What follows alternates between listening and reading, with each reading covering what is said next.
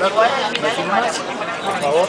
Sí. Ya está filmando, apuntá nomás. Esto es un stand-up gratuito, no se asusten, no hay que meter la mano en el bolsillo. Parece que fuéramos una fiesta electrónica, espero que todos sobrevivan.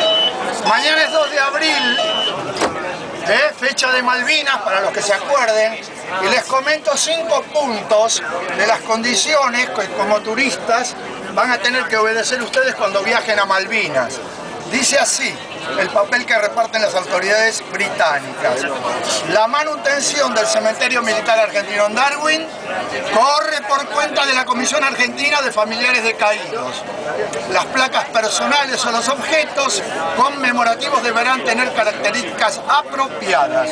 Está prohibida la remoción de objetos de los campos de batalla, llevarse balas, puntas de balas de cañón y todo lo que haya sido utilizado por la artillería.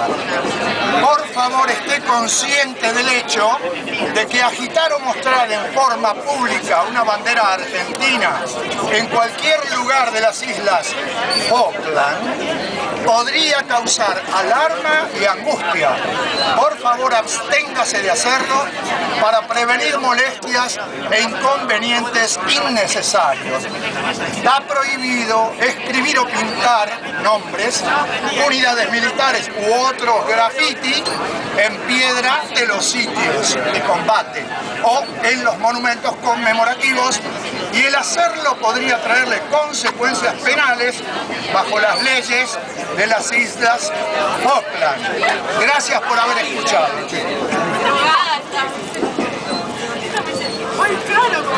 Ah, gracias, hijo. Tenía miedo que se abriera la puerta y salgas corriendo. Ah, un arrebatador. Las minas se vuelven locas con vos. Y sos arrebatador. De corazones. Cuidado, no.